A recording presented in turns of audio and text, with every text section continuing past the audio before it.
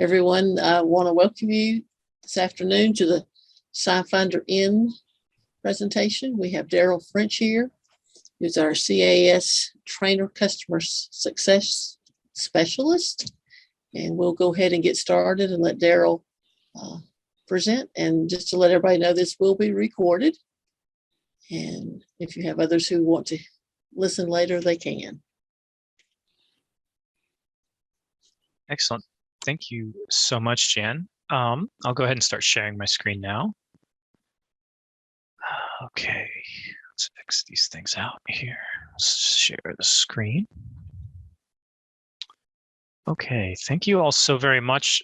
Thank you for the invitation. I'm always really excited to check in with universities in particular. So it's really excited to be here with Kentucky and everyone on the call.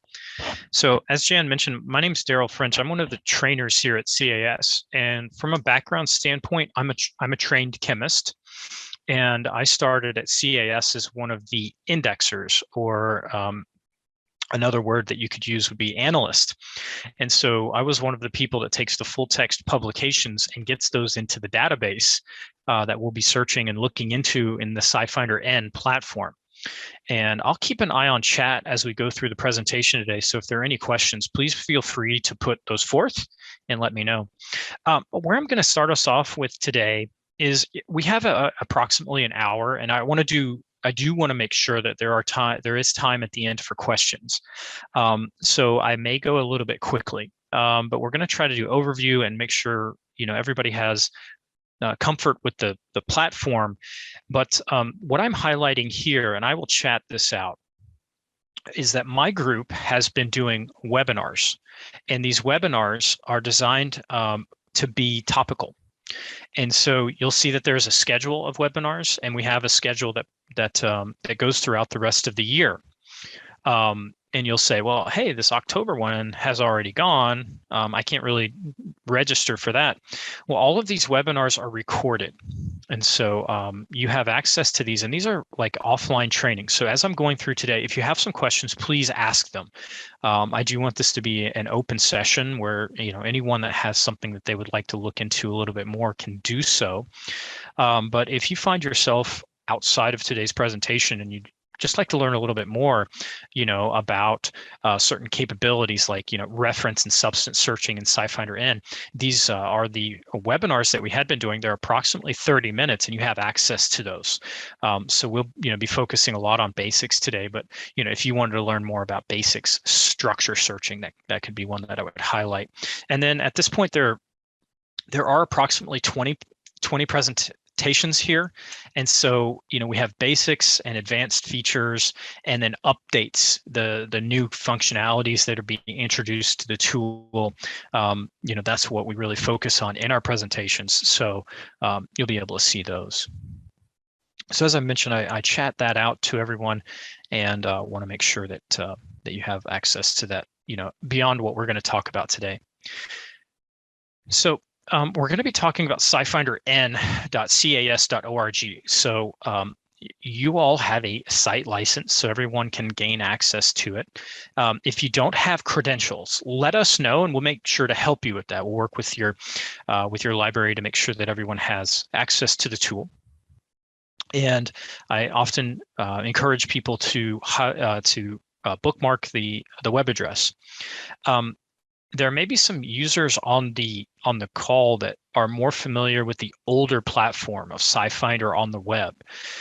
So this tool that we have here is just an update to that tool. And I have to be careful with that terminology because it still covers those same great databases that you're accustomed to seeing. So there's still the reference database, the bibliographic database, which includes CA+, which is CAS's database of augmented indexed reference materials, and also Medline. So if you're a person that uses mesh subheadings, you can use that information in SciFinder-N, which is nice. We'll also, talk about reactions and substance searching, so registry searching and CAS-React searching.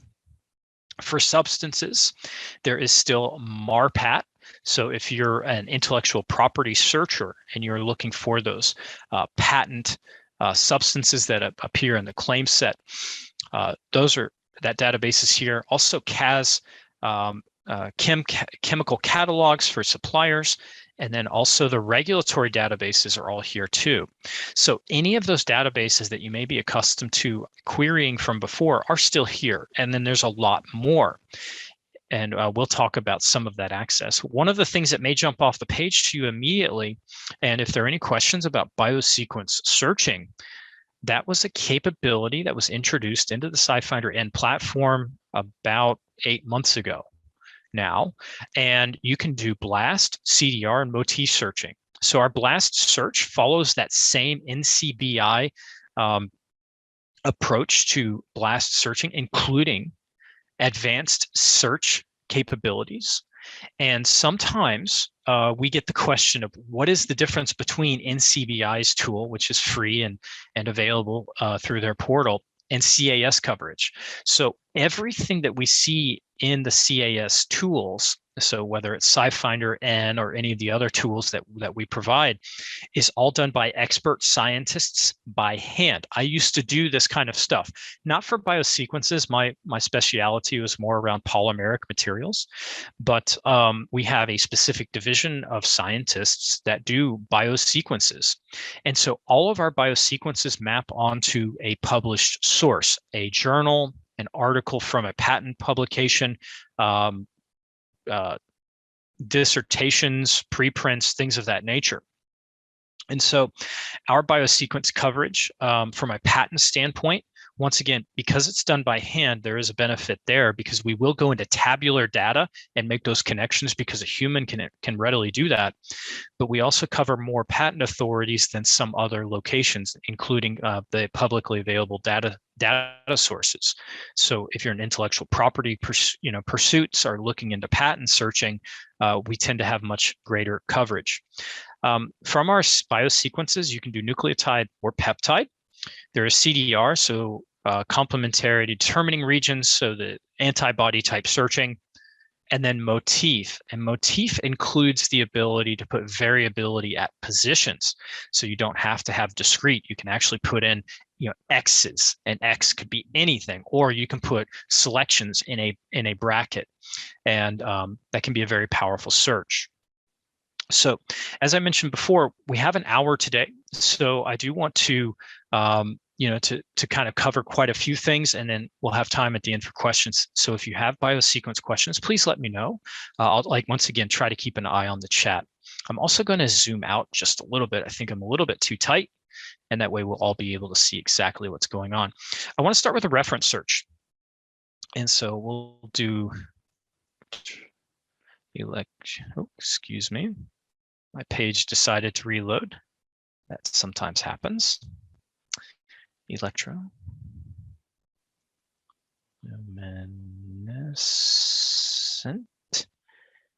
And I'm not going to do electroluminescent LEDs. I'm going to do quantum dots. And you'll notice the auto text is leveraging the scientific terminology that we have picked up in the database. So the auto text can be very helpful if you're not necessarily typing the best that day, which happens to me quite often, but also if you might be looking for a narrower term or something expanded out and be more specific, or just another way to look at a search. Now, I do like to point out, we're going to do a free text search, but in this bar, you can use Boolean search operators. So you have the option to do and or not searching. You also have the ability to bind a phrase by using quotation marks. So you could actually put quotation marks and say, I need these two words to appear exactly as I have them here. And then also parentheses, if you'd like to put a bunch of or statements as a synonyms list or together within parentheses, and then force the order of operations and say, okay, I want these terms or any of these selections, and the system understands that. More advanced features is that we can draw. So if there were a search that you had, so let's just go with electroluminescence quantum dot, and you had structural features that you would like to be imposed upon those words, you can draw and add that in if you would like to. Move this box out of the way.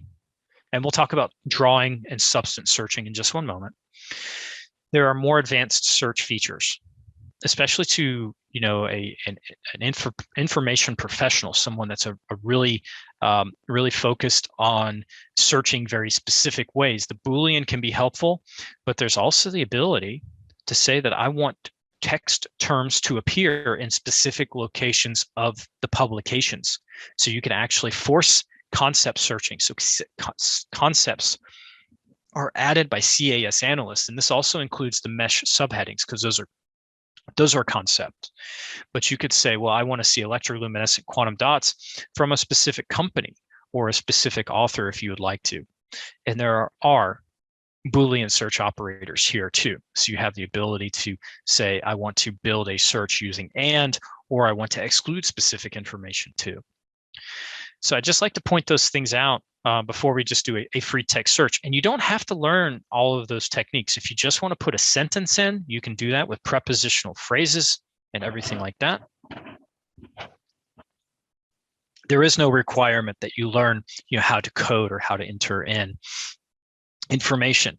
I'm going to change my sorting really quickly to relevance, and that's because I want to show everyone, especially if you've never logged into SciFinder-N, exactly as you will see it.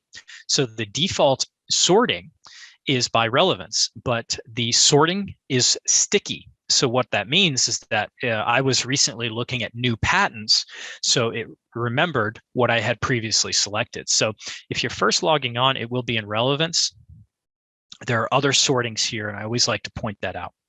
Our relevance ranker is doing what the standard search tools that we use in our daily lives do, and that is trying to put the best publications at the top. So our relevance rank takes into account where text appears. So it gives weight to text appearing in the title. It also gives weight to the number of times that a publication mentions those terms. So it certainly searches title abstract. It searches the keywords or the supplemental terms that are submitted through either journals or by authors. Concept headings, so those are enhanced indexing done by the CAS analyst. It searches the concepts and substances. So if you wanted to start a reference search just with structure, you could, or a registry number or a chemical name. You may do that, and it will search across the entire publication unless you had done an advanced search and forced that terminology to appear in a specific location. We'll see that the highlighting is in blue. Those are the subject. Those are the terms that we searched. I always like to point out, especially with a large search like this, so we have almost 300,000 publications, that at any point in time, I may save a search, no matter how large, and create alerts. So if you used SciFinder on the web, you'll remember that we've always had weekly and monthly alerts, but now we have as available, which is approximately every other day. That is how often the databases reload. So we could say this is for today, 10, and if you can believe it, it is the 28th of October. Where did 2021 go? And you can also assemble all of your searches underneath tags. So you can say, well, this is for my omniphobic project, and this is just an account that a tag that I use to I'll go through and delete these searches afterwards and save. So sometimes a veteran SciFinder on the web user or users of other tools will say, hey, you never used to be able to save something that large. The cutoff used to be 2,500 publications. That's no longer the case. You can save a search no matter how large. So that's capable there. The email and export capabilities are here, and I'll show those once I've narrowed the search down just a little bit. Now, one thing I'll point out is that you'll notice that this button right here is going to select everything on the page, but when I make a selection, we get a drop-down menu. Under here, you can select results to either keep or remove from a set. Now, this is for references because we're in a reference search, but also for substances. So if you're doing a substance search, you have these options that we're seeing at the top. Speaking of substances, and I'll just click on everything and just unclick. If I would like, I can get the substances from every reference or make selections. and I can do that in a new tab. So veteran SciFinder on the web users will say, hey, you never used to be able to open in a new tab. Well, these are the reasons for the SciFinder-N platform. The ability to open things in a new tab, the ability to use a forward and backward button, which did not work in the previous tool. Reactions, I can get every single reaction. And all of these tabs that I am opening are independent of one another. And I can have up to 500 tabs operating at one time, and they will all operate by themselves. And what that really gives you the ability to do is say, okay, well, let's take a look at all of those substances that come from the 290,000 publications. We have 1.7. We can use the filters and narrow the set down. We will talk about substances quite a bit more. The nice thing being is that we can do work in other tabs and always come back to the tab that we originally had unaffected. Now, what we have here is we have filtering behavior. So we have a large set of publications, and we're going to talk about how to narrow those down and how to work with the publication list here. One of those capabilities is the ability to include or exclude any of the information off to the left. So if you were wanting to just look at everything except for patents, I just don't want to see patent publications. We can look at everything, excluding patent publications. Now, I will typically use inclusion as we go through the tool. I like to think of, I want to build a search. I start very broad and then filter it down by adding more terms in. But keep in mind that you can exclude any of these filters, including publication year. You can say, well, I don't want to see these publications that go way back. I would like to exclude a specific author or organization. There's also a search within. And I can say, well, I would like to exclude a term. So I could say LIGHT. Now, that's not going to make a lot of sense, but that doesn't have to necessarily make sense. It's up to you. It's your search, and you'll be able to work with it however you would like to. And so we'll see at the top here that we have an accounting of our search. So that would include the things that we have decided to keep, like maybe journals as a specific type, and whatever we've excluded. Any of those filters can be removed. And I can say, well, light wasn't really a good thing for electroluminescent device to exclude as just a text term. I can remove that. And there's also here at the top right, clear every single filter and get more or less back to where you started. So we'll talk a little bit more about the filters now, because we just kind of use some filters and we'll just kind of leverage them. So as I mentioned before, I'll typically just search with inclusionary as I go through. And so we'll take a quick look at patent publications, because I want to show the patent pack tool just a few moments, because patents have become an ever increasing location for information to be submitted even in the academic sphere. And point out the coverage of CAS and what does CAS do. So CAS uses human indexers. I used to do this. I was an indexer at CAS to read the publications. They all have specific areas of expertise. So I actually did a lot of electroluminescent devices because I worked in a section that dealt with electronic phenomena. And so I would do those. Now, if you are more interested in small molecules or terpenes or biosequences or something, we have specific divisions of those chemists, biologists, physics, and engineers that do that kind of indexing to make sure that you understand what is within the paper. So they read the publication. This is also done in other languages. So they'll make sure that the title is correct. They'll make sure that the abstract is entered in correctly. If it's a machine translation from a publication outside of the English language, they add the substances and give them roles, so you will understand that they used a specific material in a specific way. They will add reaction information with the roles of those reactants and reagents and products to make sure that you can search that. And they will also add in concept headings. And so the concepts are controlled terminologies that you'll be able to use to understand not what was necessarily just mentioned, but what are the focuses of study. And so we cover 64 of the world's patent authorities, once again, all done by hand, and thousands of journals. So this includes, of course, chemical, biology, biochemistry, physics journals, but also engineering papers as well. But more or less anything that is scientifically related. Publication year allows you to focus your search on a specific publication. If I view larger, I have the option to use the slider bar and say, well, I'm looking for the last 20 or so years. Maybe if I'm doing a patent search, you'll notice that these analyses are constantly updated. You can also hover over a bar, and that will indicate to you how many publications correspond to that year.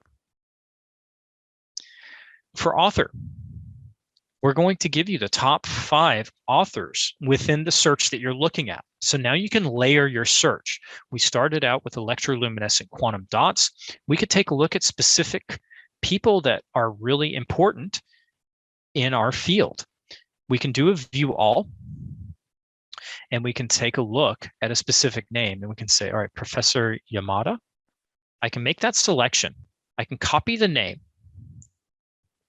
and I can do a search. This is very important because once you make a selection and move away from the tab, it remembers what you have selected. So you can build an author search and make sure that you're getting every instance of a specific professor's name.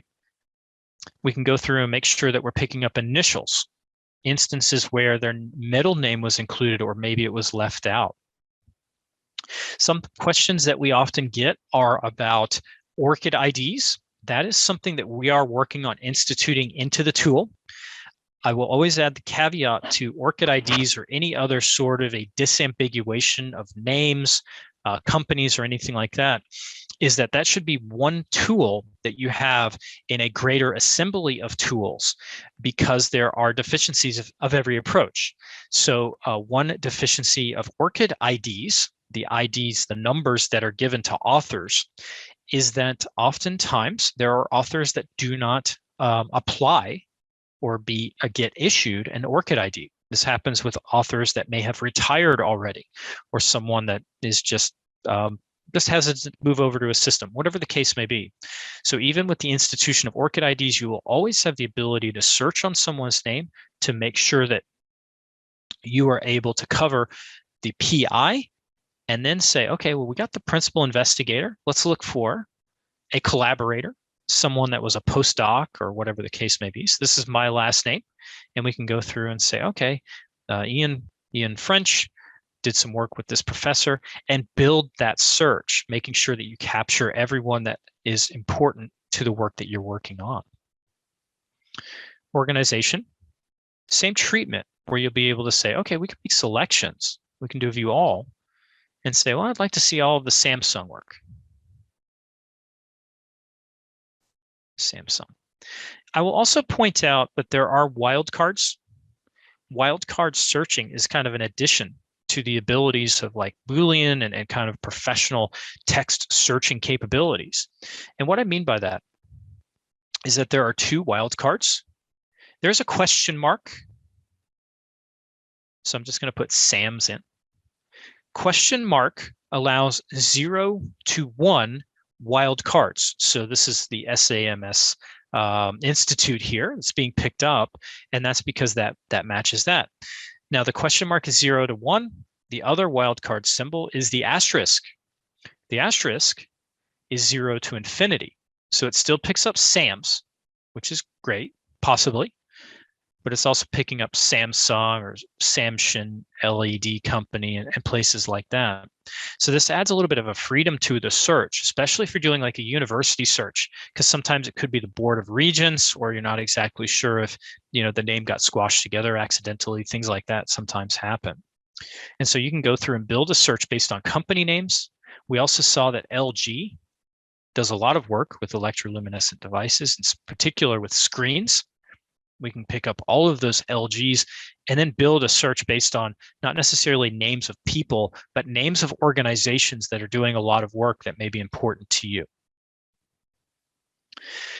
We're in patents, so publication name is going to be the top 5 or 6 patent authorities, EPO, USPTO, WIPO, Japan, China, and Korea. Those are the kind of top granting authorities.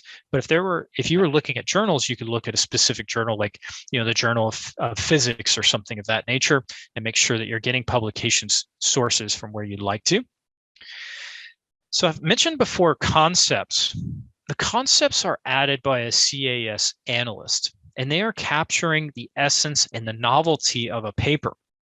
So we're looking at patents. So a lot of the information that comes from patents is directed at the examples and the claims. If we were looking at journals, the motive or the minimum requirements to pick up a concept is, did they make that study? Did they say, run a test? And I can do a view all on fluorescence. In these 2,238 papers, our analysts specifically added fluorescence to indicate to you that they did study that. Now we can search and see if there are specific types of fluorescence. It's still remembered that we had made that selection. And I could take a look at fluorescent and then put that asterisk, because maybe fluorescent materials may appear. But we'll be able to say, oh, there is more than just fluorescence as a general term. There are more specific terms. And here we have fluorescent, and this is the power of those wildcards to be able to say, well, maybe I'm interested in fluorescent proteins, maybe not. But this is our analyst trying to communicate to you in those 23 papers. They looked at specific, not just blue fluorescent proteins, but they also have specific proteins. This is information that typically is not submitted into the title or abstract, but will be included in a table or included in the experimental descriptions and things of that nature. Once again, just our CAS analyst trying to communicate to you that this specific fluorescent protein was used, not just a blue fluorescent protein, this very specific one.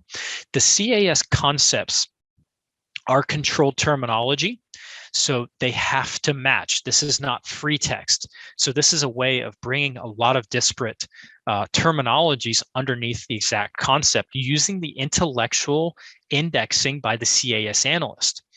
And concepts are added as required. Periodically throughout the year, we have boards of expert scientists at CAS that say, hey, we need to talk about adding this concept in to capture the newest capabilities within science or things that have become really relevant. When I was an indexer, graphene became a big thing because it won the Nobel Prize during my tenure as an analyst. So we added that because that as a concept became a very important thing to be added into the tool. I'm going to skip over a few of the filters and point out that search within, we were able to exclude on a term, but we could also include terms as well. And I have mentioned before, germanium oxide. I can search on terminology that's specific to a compound. I don't have to just use terms like, any of these texts. And that's because this will search not just title and abstract, but also keywords, concepts, and substance information. So if you have a CAS registry number, you can use those. But I'll also point out that I mentioned before that you can use quotation marks. Quotation marks force terms to appear exactly as you typed them. And so this will be in the text, germanium space or dash. We do treat punctuation as a space, but germanium oxide. Now when I search, we'll get a considerable narrowing of this search. And we'll see up here at the top that we have that filtering that we've added in. Now, before I jump into the publication, I will point out the email capability is once you've narrowed a search down, or you don't have to narrow a search. You could always start with something very broad, but once you say, these 218 results look really good, I'd like to share those with my colleagues.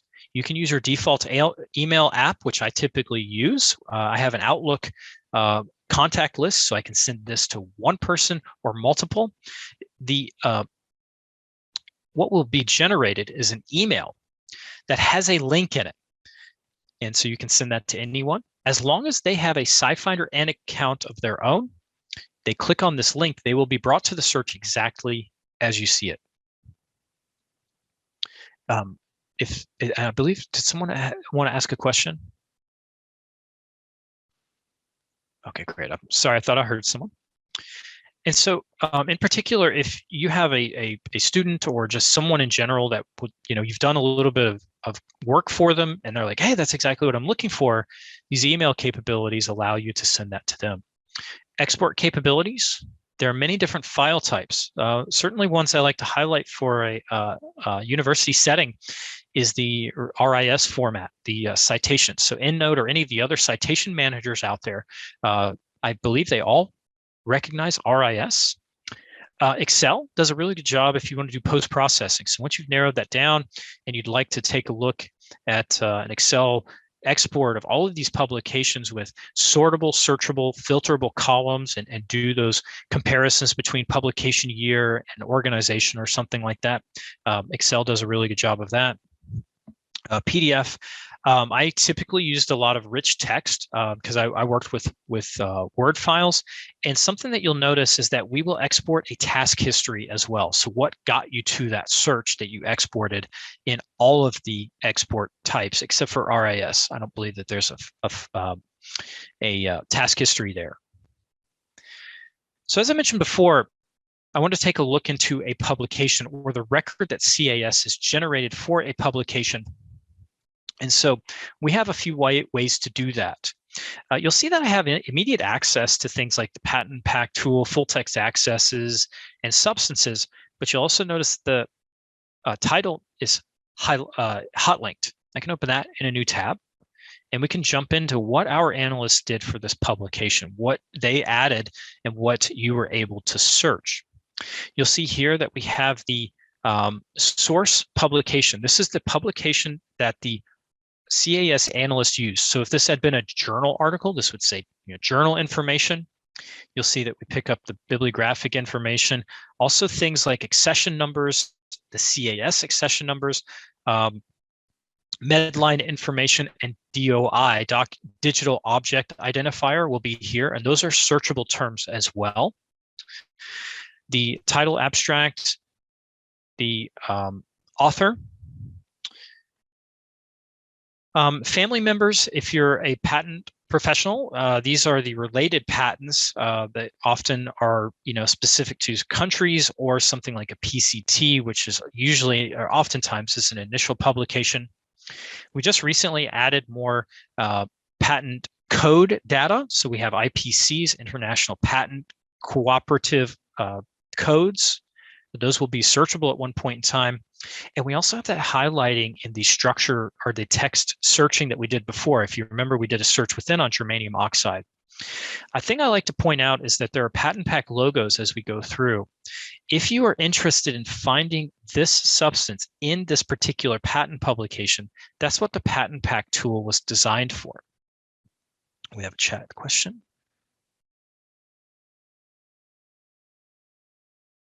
Is there a lag between the appearance of a paper in the database and the substances that are mentioned within that paper? Bob, that's a really good question. There is some lag. And so let me speak through patents. And what Bob's question is because this work is all done by hand, it takes time to get information into the database. So from a patent standpoint, the patents are loaded into the database within 48 hours.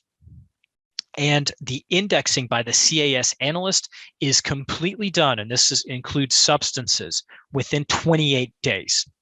Now, with journals, which is a lot of what we're going to be talking about today, with journals, it's similar.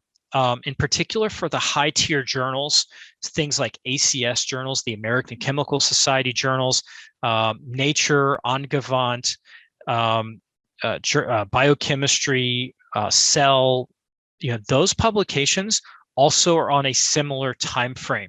They get immediately loaded into the database so that you can at least text search them. And then while our analysts are making the additions of the structures and elucidating what happened in the paper from a reaction standpoint. That will also lag behind that, usually in the order of about a month while they get that in, but you'll have immediate access to the abstract, title, keywords, and bibliographic information, such as the source of the publication, the author, organization, and things of that nature. So there is a lag, and that's indeed a really good thing to keep in mind. That's why alerts can be really useful, because a new publication gets entered into the database, you will be alerted to that, especially if you have elected to do that on a frequent basis. Yeah, thank you for that question. The patent pack tool, I just like to show it really quickly. It's just our analyst notes. Where did they pick up that substance? So we'll see that germanium oxide, and I can say, well, is that germanium oxide? I can click on a substance at any point in time and get a flyout window and say, oh yeah, germanium oxide. There we go. That's exactly what I was looking for. There's access to a few things off to the left here. You can even edit a structure and send this to an editor if you'd like to. But what this tool is doing is it's saying, okay, on page 8 with the purple flag, we have germanium oxide. The blue flags are something you can click and say, well, what does tungsten oxide look like? And we can change that and say, okay, it's got 3 oxygens there. We can click on that to get that flyout window. The patent pack tool is just a really nice way to make it more accessible patent information. We do have export capabilities where you can export this patent pack information as a table if you would like to, or just a clean copy of these patents. Something to point out is that our patent pack tool covers publications other than English as well. So you might have a German patent publication. Our German speaking analyst will put those marks there so you'll at least know where to look for the compounds of interest. Okay, chat, let's see here. Is there, oh, sorry. I'm trying to keep an eye on the chat. I like to search for synthetic groups to accompany.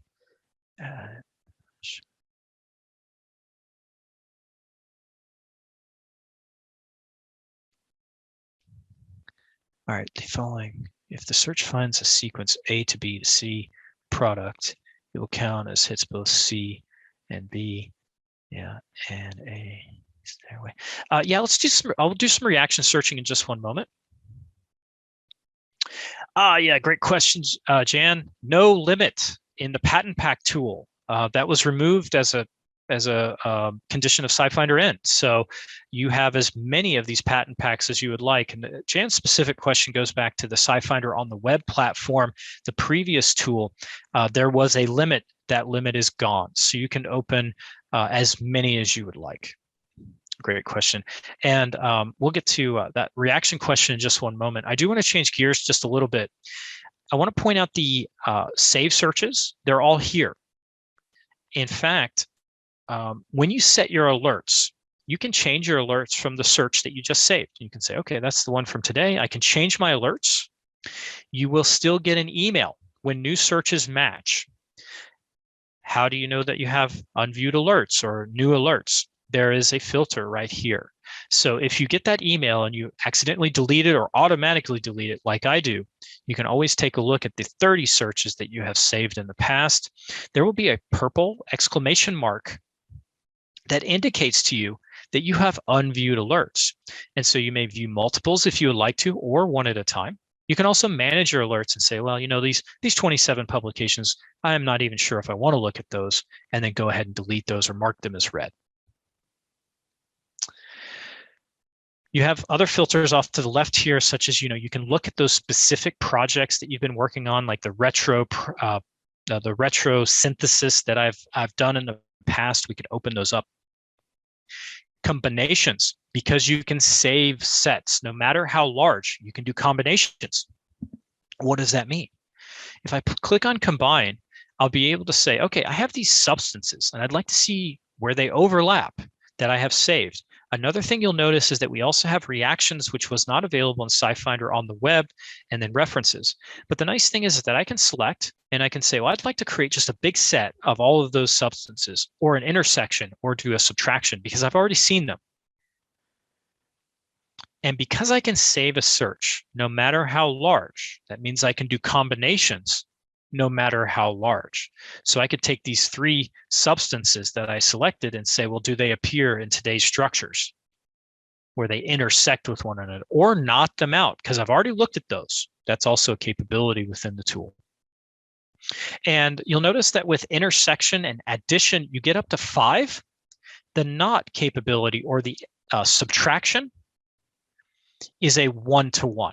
So what is the main set? I have these Claisen internal rings. I want to exclude these Claisen number 1s. It's 1-to-1, but the other ones allow up to 5. I guess we'll view those results and see what happens. There we go. We have some reactions. The other thing is I'll point out is that if you have an old account from SciFinder on the web and you need to migrate that over, we did introduce this tool where you just click and it will do that. There is a history constantly running. So saves are an active thing, but history is always going. And as long as you have not deleted a search from your history, which is here, it will be maintained. So there is no expiration. It will always be in your history. And we have a calendar here where you can affect the searches that you've done in the past and take a look at them, rerun them, edit them, and go back to what you've done before. So I'll change gears a little bit, go to substances, and we will finish with reactions and point out that there are advanced capabilities with substances as well. So you can actually search on proton NMRs, or if you have a melting point, you can put that in as well. So I find that has been very helpful to the folks that have an unknown and they're working on something in the lab or in a project. But we're just going to use the drawing tool today and point out a couple capabilities. One is that we still integrate with Chemdraw. So if you have Chemdraw 18.2 or above, so right now they're in Chemdraw 21, there is a SciFinder-N button built in, a functionality built into SciFinder-N.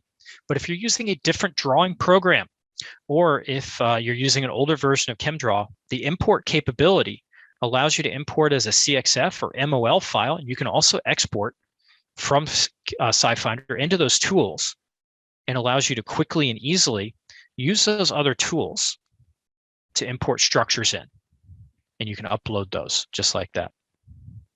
I'll do Control A and do a deletion. There are other ways to input a structure in. We have SMILE, InSheet, or registry number. So I'll put in a registry number, 5. This is a luminescent material. I'll X this out and do a zoom out so we can see that this can really save a lot of time when it comes to structuring. Now, once we import something in, we can make changes and we can say, okay, I'd like to add a carbon somewhere. And so you can always make changes. You can do a Control Z to undo, things of that nature.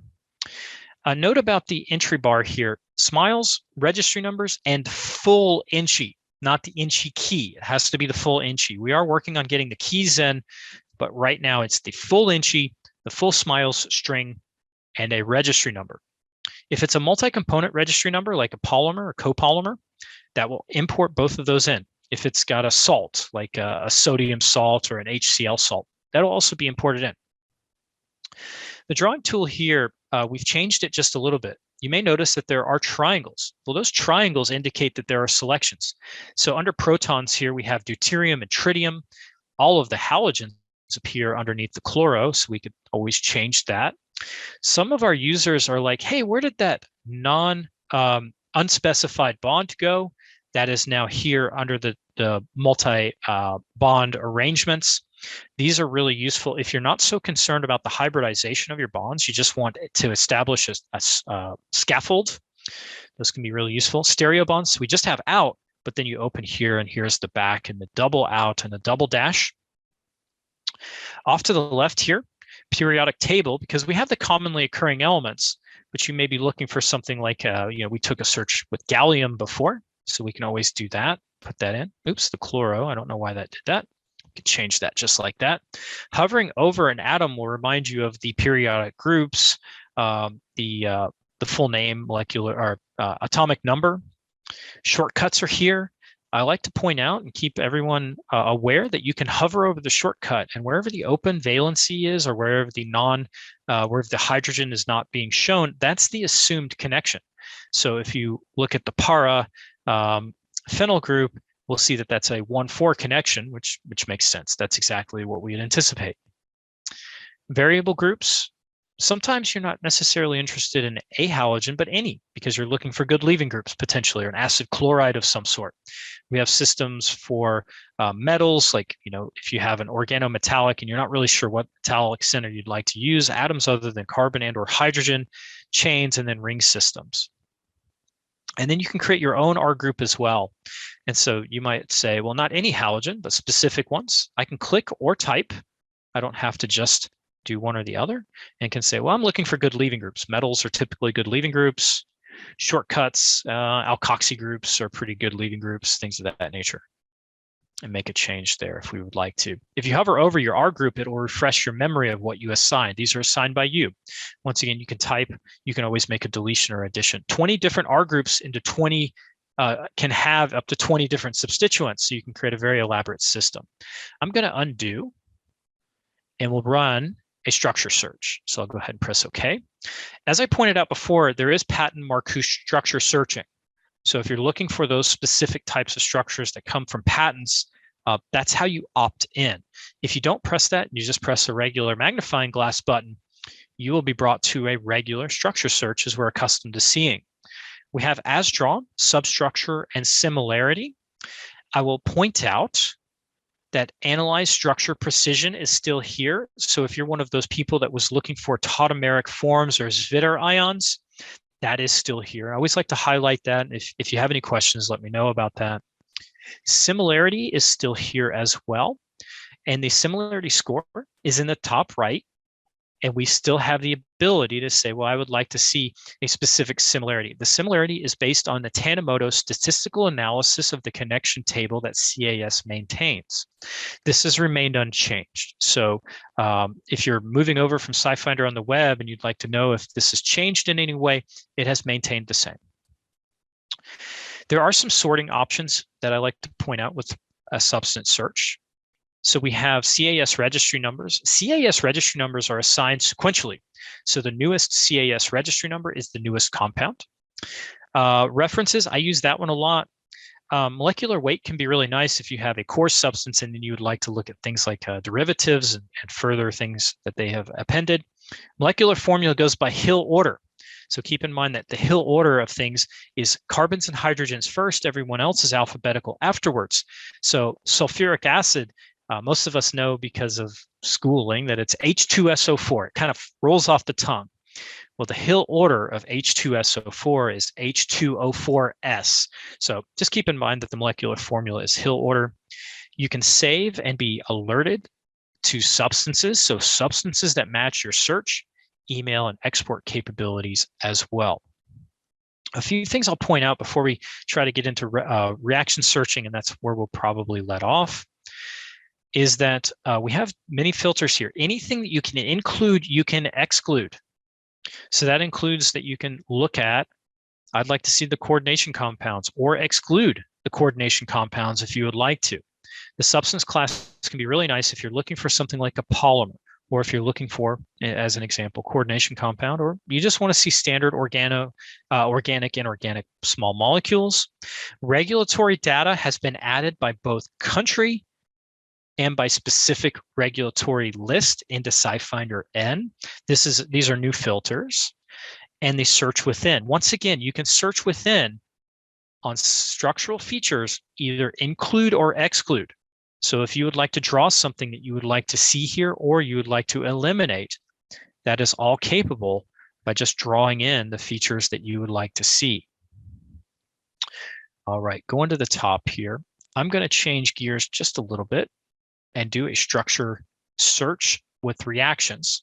And we'll try to have time for questions at the end. I want to definitely get to the question about reactions in the chat. So I'll draw very quickly and put in a registry number, 907-19-32-7. Put that in. Something I'll point out, this may happen if you're doing reaction searching. There is the retrosynthesis tool. And that is a tool that will get you to readily available starting materials. It's not just a one step. I always like to point this out, but I want to do just a regular substance search and point out some things that may be happening. This may get to get to the reaction question that Bob asked. There may be instances where you do a reaction search, you drew it in, it's exactly correct. You have your as drawn, you have your substructure here. But then you get down to something like the number of steps, only one step. It doesn't make a lot of sense to me. I mean, maybe you know that there's a two-step reaction out there somewhere. And also that stereochemical considerations, there are only two. Well, wait a minute. Now there could be a lot, right? I mean, this could be R, it could be S. It depends on, what's the deal here? We only have two options. Only have single step reactions. This is not very good for me. If you're seeing that and that's not what you anticipate, or that's not what you would like, edit your structure and get a product role underneath. Then we can do that with this add reaction role, where we can say, okay, we need this to be a product. I can press OK. Or I can undo that and use the arrow tool. Standard definition of arrow, right is products, left is reactants, reagents. Whatever the case may be, get that product role underneath. Press OK. Rerun the search. You'll notice that these numbers changed. Go to substructure, 75,000. That's way higher than before. But now we have multi-step reactions instead of just single-step reactions. And under stereochemical considerations, we have more. So absolute stereo match, excellent. Sounds great. Relative stereo match, yes, we have stereo on a bond, excellent. Mirror image, maybe not as useful to me. But now you have options. That's just what I like to point out. You can save reactions and get those alerts to new reactions that match your criteria. Grouping, I group by publication, but some of our users prefer by scheme. It's all your choice. A couple other filters I'll point out, and we'll have some time at the end for questions. Non-participating functional groups. I'm going to view all. When I was in graduate school, I lost all kinds of points in my synthesis class because I would protect or deprotect an alcohol using the wrong conditions. Non-participating functional groups is a nice way to take a look at the instances where something that's reactive is not reactive. It is maintained from the left to the right of the reaction. So we could take a look at these 515 reactions. Maybe we could skip a protection, deprotection step in the columns that go along with that. But we have even more granularity, where you could take a look at the instances where the primary alcohol is unchanged from the left to the right of the molecule. Secondary alcohol, I don't believe we'll have tertiary alcohol. Well, we do. Tertiary amine, quaternary, maybe not so much. That's too many bonds to our carbons. It can be a nice way to look at instances where maybe you can skip that protection, deprotection step. We'll take a look at the synthetic methods. That's what we'll end with. But I always like to point out that these are inclusion and exclusion. You can include or exclude a reagent if you would like to. A specific catalyst. A lot of our users are trying to get away from metal catalysts for health and safety reasons. Solvents as well. So if you'd like to look at the 29,000 that use water, or just exclude dichloromethane, methylene chloride, because it is a costly solvent to dispose of, that's a possibility. Search within. You can search within on a starting material if you'd like to. Anything that you can draw, you can actually say, well, I have the starting material, draw that in, and you can find all of the instances where that appears. You'll have option of as drawn or as a substructure. It'd be very nice. Before we do the synthetic methods, I did want to point out that you can actually tell the system where you want your publications and your reactions to come from. A lot of our users prefer not to use patents because they don't necessarily include a lot of information. So you could say, I just want journals and conferences, dissertations, preprints, or a specific publication. Say, organic letters, I have familiarity with that publication. Let's take a look. Now I'll take the opportunity to show the synthetic methods tool.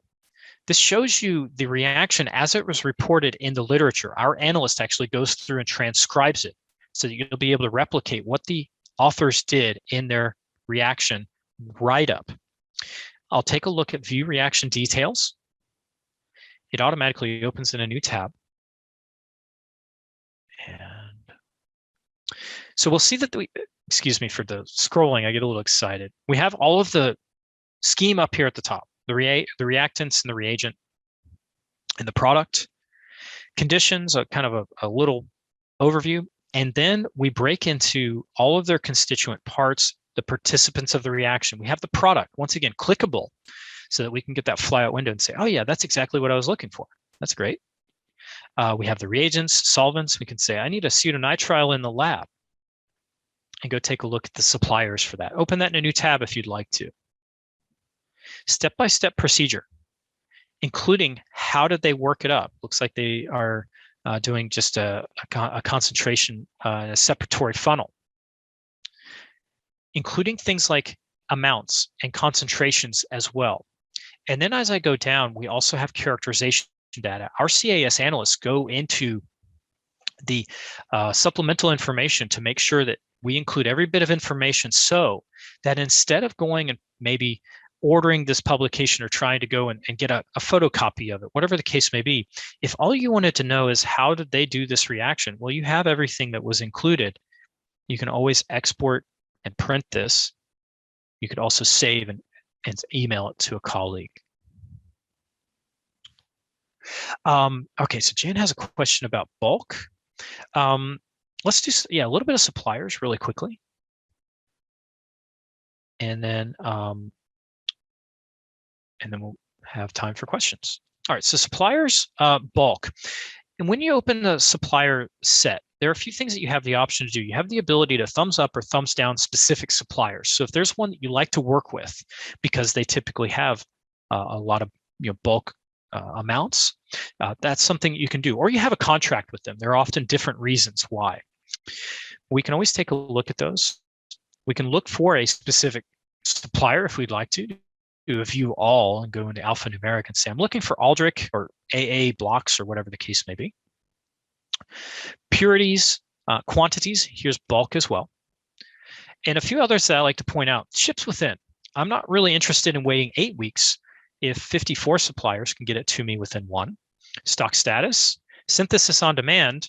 Well, we have 54 that maintain it in stock. So maybe I just want to take a look at those that can typically get it to me quickly because it's already on a shelf somewhere. And then country as well. You may have a reason that you need a domestic supplier because of customs, things that deteriorate over time while they're being on a ship somewhere waiting to be unloaded, which is more of an issue now than it once was.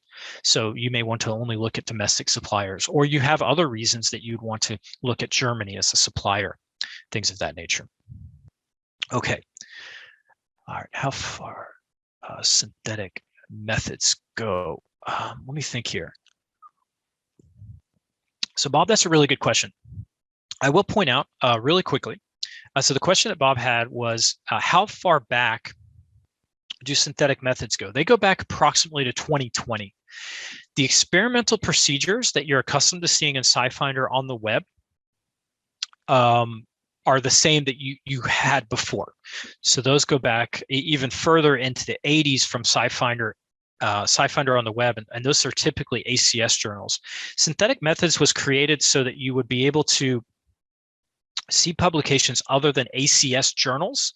And so this includes things like RCS and Wiley journals, as well as ACS journals. Because the formatting is so pleasing on the eyesight, we actually we maintain experimental procedures from the past. They are still there, but now we are adding the synthetic methods ongoing, and that includes everything from ACS to the other journals that we cover. Excellent question. Thank you so much for that. Okay, with that, we are pretty close to the end of time. I do want to make sure that there is time for questions. And if you'd like to take yourself off mute, please do. I think I've addressed or tried to. And Bob, if I didn't get to your exact spirit of your question from the reaction standpoint, please let me know. While we're waiting for people to take themselves off mute, there is help within the tool. What's new is a specific section of the help menu. What's new is where we make sure that you have access to the new capabilities, and there is approximately a release every month. There is also a customer center. There's contact us, and this is where I'll leave off. If you'd like to get in contact with us, please feel free to reach out to me. If you have any questions, I am one of your customer representatives. Please let me know. There is also a customer center that's available 8 a.m. to 6 p.m. Monday through Friday. They can help you with a passcode reset or help you with a search strategy. So please feel free to reach out to them. Okay, thank you so much. I'm sorry I've run over time. Let me make sure the chat. I'll stay on for a couple moments if anybody has any questions though.